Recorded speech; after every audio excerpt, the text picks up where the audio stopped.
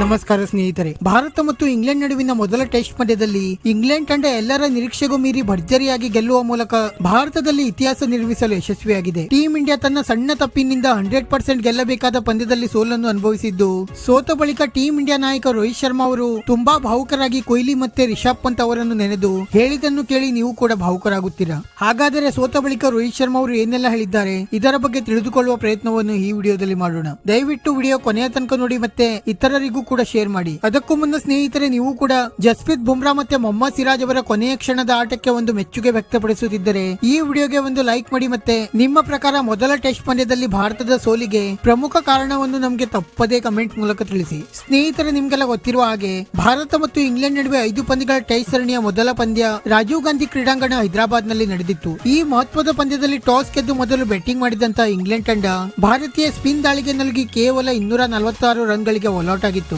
ನಂತರ 246 ರನ್ಗಳ ಗುರಿ ಬೆನ್ನಟ್ಟಿ ಮೊದಲ ಇನ್ನಿಂಗ್ಸ್ ಆರಂಭಿಸಿದ್ದ ಭಾರತ ತಂಡ 436 ರನ್ಗಳ ಬೃಹತ್ ಸ್ಕೋರ್ ಅನ್ನು ಕಲೆ ಹಾಕಿ ಬರೋಬ್ಬರಿ 195 ರನ್ಗಳ ಲೀಡ್ ಪಡೆದುಕೊಂಡಿತ್ತು. ಭಾರತ 195 ರನ್ಗಳ ಲೀಡ್ ಪಡೆದುಕೊಂಡಾಗ ಈ ಪಂದ್ಯವನ್ನು ಸುಲಭವಾಗಿ ಗೆಲ್ಲಬಹುದು ಎಂದು ಕ್ರಿಕೆಟ್ ಪಂಡಿತರು ಅಭಿಪ್ರಾಯ ವ್ಯಕ್ತಪಡಿಸಿದ್ದರು. ಆದರೆ ಎರಡನೇ ಇನ್ನಿಂಗ್ಸ್ ನಲ್ಲಿ ನಿರೀಕ್ಷೆಗೂ ಮೀರಿ ಅದ್ಭುತ ಬ್ಯಾಟಿಂಗ್ ಪ್ರದರ್ಶಿಸಿದ್ದ ಇಂಗ್ಲೆಂಡ್ ತಂಡದ ಒಲಿ ಪೋಪ್ ಅವರು ಭಾರತದ ಇಡೀ ಲೆಕ್ಕಾಚಾರವನ್ನು ತಲೆ ಕೆಳಗಾಗುವಂತೆ ಮಾಡಿದ್ದರು. ನಂತರ ಎರಡನೇ ಇನ್ನಿಂಗ್ಸ್ ನಲ್ಲಿ ಅಷ್ಟೇ ಅದ್ಭುತ ಬೌಲಿಂಗ್ ಕೂಡ ಪ್ರದರ್ಶಿಸಿದ್ದ ಇಂಗ್ಲೆಂಡ್ ತಂಡ ಟೀಂ ಇಂಡಿಯಾವನ್ನು ಕೇವಲ 202 ರನ್ಗಳಿಗೆ ಆಲ್ಔಟ್ ಮಾಡಿ ಕೇವಲ 28 ರನ್ಗಳಿಂದ ಭರ್ಜರಿ ಗೆಲುವನ್ನು ದಾಖಲಿಸಿತ್ತು. ಮತ್ತೆ ಎರಡನೇ ಇನ್ನಿಂಗ್ಸ್ ನಲ್ಲಿ ಟೀಂ ಇಂಡಿಯಾದ ಪ್ರಮುಖ ಎಲ್ಲಾ ಬ್ಯಾಟ್ಸ್ಮನ್ ಗಳು ಕೂಡ ವಿಫಲರಾಗಿ ಬುಮ್ರಾ ಮತ್ತೆ ಮೊಹಮ್ಮದ್ ಸಿರಾಜ್ ಅವರು ಕೊನೆಯ ವಿಕೆಟ್ ನಲ್ಲಿ ಸಾಕಷ್ಟು ಹೋರಾಡಿದರೂ ಕೂಡ ಭಾರತ ತಂಡಕ್ಕೆ ಗೆಲುವಿನ ದಡ ಸೇರಿಸಲು ಸಾಧ್ಯವಾಗಲಿಲ್ಲ. ಸೋತ ಬಳಿಕ ಟೀಂ ಇಂಡಿಯಾ ನಾಯಕ ರೋಹಿತ್ ಶರ್ಮಾ ಅವರು ಮಾತನಾಡಿದ್ದು, ನಾವು ಬಹುತೇಕ ಈ ಪಂದ್ಯದಲ್ಲಿ ಮೇಲುಗೈ ಸಾಧಿಸಿದ್ದೆವು, ಆದರೆ ನಮ್ಮ ಸಣ್ಣ ತಪ್ಪಿನಿಂದ ಈ ಪಂದ್ಯದಲ್ಲಿ ಸೋಲಬೇಕಾದ ಪರಿಸ್ಥಿತಿ ಎದುರಾಯಿತು. ನಾವು ಹಲವು ಸುಲಭ ಕ್ಯಾಚ್ ಗಳನ್ನು ಈ ಪಂದ್ಯದಲ್ಲಿ ಕೈ ಚೆಲ್ಲಿದೆವು, ಇದು ನಮ್ಮ ಸೋಲಿಗೆ ಪ್ರಮುಖ ಕಾರಣವೂ ಕೂಡ ಆಯಿತು.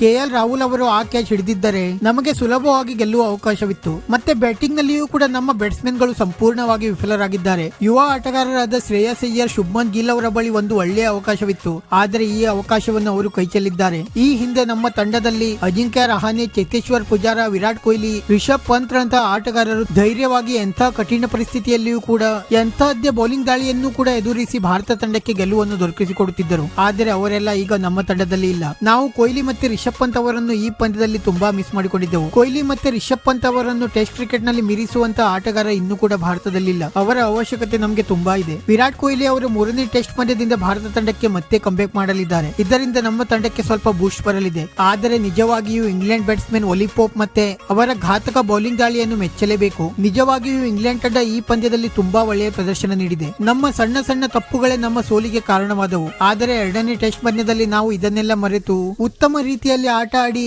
ಎರಡನೇ ಪಂದ್ಯದಲ್ಲಿ ಗೆಲುವನ್ನು ದಾಖಲಿಸಲಿದ್ದೇವೆ ಎಂದು ರೋಹಿತ್ ಶರ್ಮಾ ಅವರು ಭಾವುಕರಾಗಿ ತಿಳಿಸಿದರು. ಸ್ನೇಹಿತರೆ, ನಿಮ್ಮ ಪ್ರಕಾರ ಭಾರತ ಮತ್ತು ಇಂಗ್ಲೆಂಡ್ ನಡುವಿನ ಮೊದಲ ಟೆಸ್ಟ್ ಪಂದ್ಯದಲ್ಲಿ ಭಾರತದ ಸೋಲಿಗೆ ಪ್ರಮುಖ ಕಾರಣವನ್ನು ನಮಗೆ ತಪ್ಪದೇ ಕಮೆಂಟ್ ಮೂಲಕ ತಿಳಿಸಿ. ವಿಡಿಯೋ ಇಷ್ಟ ಆಗಿದ್ದರೆ ಲೈಕ್ ಮಾಡಿ ಮತ್ತೆ ಚಾನೆಲ್ ಅನ್ನು ಸಬ್ಸ್ಕ್ರೈಬ್ ಮಾಡಲು ಮರೆಯಬೇಡಿ.